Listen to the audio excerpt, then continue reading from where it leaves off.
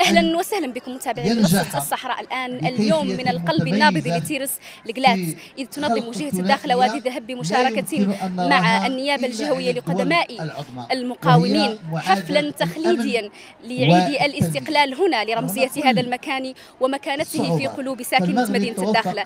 للمزيد من التفاصيل متابعينا ابقوا معنا.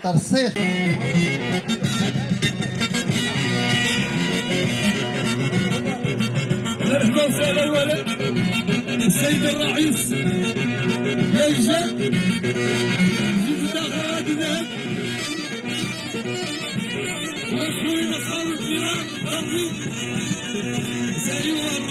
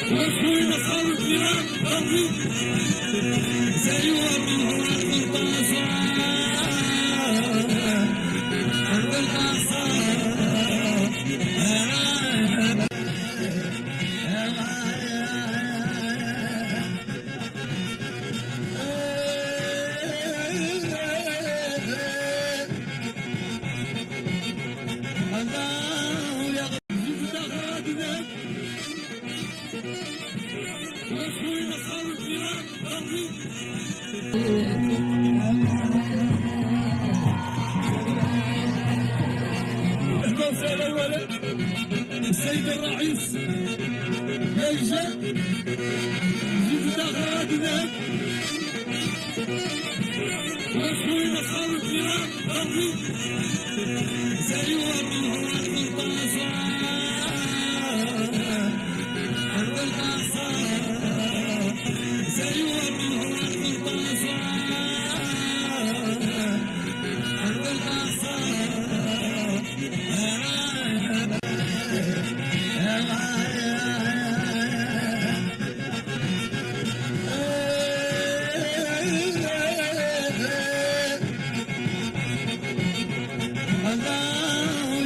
ثم لاحظت بأنه اليوم نحيي ذكرى المسيرة الخضراء وذكرى عيد الاستقلال في هذا المكان الذي هو شهادة من شهادات التاريخ المقاوم لهذه الجهة. والقلات كما تعلمون هي ملحمة تاريخية قادها سكان الأقاليم الجنوبية وسكان يعني هذه المنطقة ضد المستعمرين الفرنسي والإسبان، وهي كذلك كانت تدل على شيء فإنما تدل على أن سكان الأقاليم الجنوبية كلهم جنود مجندين وراء جلالة الملك محمد السادس من أجل استتباب الوحدة الترابية. وهي كذلك فرصة باش يعني الشباب يعني الأجيال القادمة تستلهم العبر من هذه الملحمة البطولية.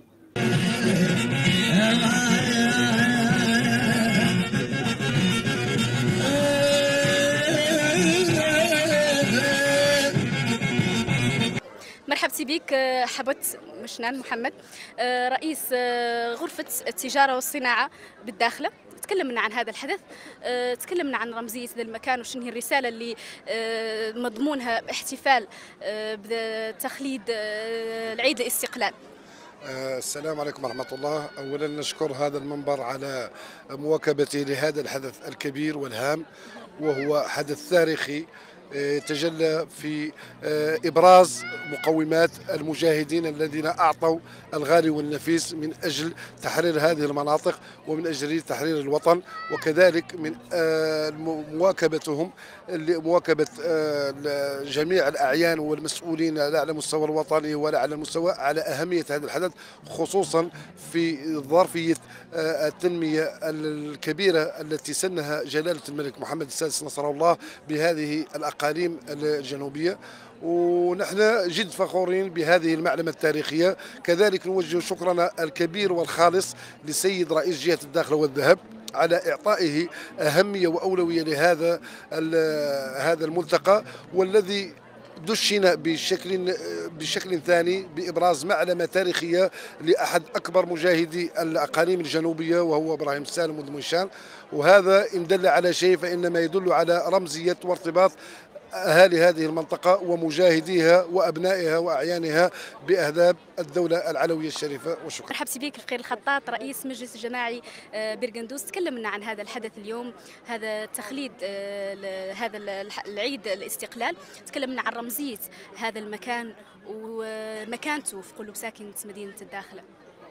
بمناسبة الذكرى 69 لعيد الاستقلال المجيد، يأتي تقليد هذه النسخة الثانية من مهرجان القلات شهداء القلات في إطاره الرمزي والوطني والجهادي وكذلك رمزه الثقافي، وهو إن دل على شيء فإنما يدل على مكانة هذه الجهة ومكانة هذه يعني بكل مكوناتها وبقبائلها في إطار تلاحمها وفي إطار تخليد ذاكرتها الوطنية وفي إطار الجهاد.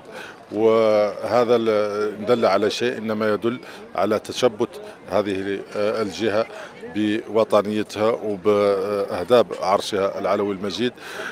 هذا ليس كل شيء، بل يأتي كذلك من أجل أن ننهض بها في إطار تنموي وثقافي واقتصادي واجتماعي. كل هذا يدل على هذا الحضور الوازن والكثيف من مختلف فعاليات هذه الجهة في هذا النسخة من هذا المهرجان، واللي إن شاء الله ستكون فاتحة خير. وإحنا الآن في هذا المكان اللي عنده رمزيته في إطار يعني تقليدنا للذاكرة الجهادية فيه، وكذلك بعده ثقافي كرمز من رموز تيرس الخالدة في وطننا. مرحبا بك أحمد نافع. اليوم في هذا الحفل التخليدي لعيد الاستقلال، تكلم لي عن رمزية هذا المكان ومكانته في قلوب سكان مدينة الداخلة. شكرا على الاستضافة. تخليد الذكرى 69 لعيد الاستقلال المجيد برحاب قلعة الجهاد منطقة القلات، التي تعتبر أحد الملاحم البارزة في تاريخ ساكنة هذه الجهة، والتي عبرت بشكل واضح على تشبث وتمسك ساكنة هذه الجهة ببيعتها العلوية الشريفة للملوك العلويين أبا عن جد، ولكل الملوك العلويين الميامين. من المؤكد على أن الاحتفال بهذه المنطقة هو ذو دلالة عميقة تؤكد بأن الأحفاد متمسكون بما ذهب فيه الأجداد من تضحيات جسام دفاعا عن هذا الوطن، متمسكين بأمنه واستقراره. وكذلك أيضا هي رسالة لمن يهمه الأمر على أن منطقتنا هي منطقة آمنة ومستقرة وتنعم بالاستقرار في ظل السياسة الرشيدة لصاحب الجلالة حفظه الله ورعاه. اليوم من المؤكد على أن احتفال ساكنة جهة الداخلة وادي ذهب بعيد الاستقلال المجيد بمنطقة القلات يعتبر رسالة واضحة بأن ساكنة هذه الجهة مستمرة في الزمان والمكان وفية لبيعتها العلوية الشريفة ودفاعا عن أمنها وحدود بلادنا الحقة في ظل قيادة صاحب الجلالة الملك محمد السادس حفظه الله ورعاه.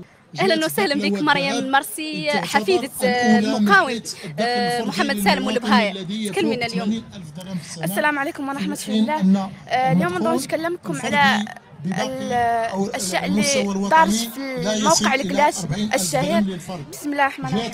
في غمرة احتفالات الشعب المغربي من طنجة إلى القويرة، الذكرى 49 لعيد المسيرة الخضراء والذكرى 69 لعيد الاستقلال المجيد، وهذا الملتقى الثاني في صعد في هذا المكان الذي له مكانة خاصة عند ساكنة هذا المكان من أبواع المملكة المغربية، موقع القلات الشهيرة الذي استشهد فيها جدي رحمه الله ومعه اثنين من مجاهدين هذه المعركة.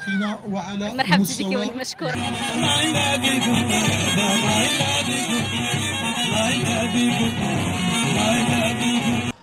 إذا هنا متابعينا من أمام كدية القلات يكون ختام هذه التغطية المتميزة لتخليد عيد الاستقلال الذكرى 69.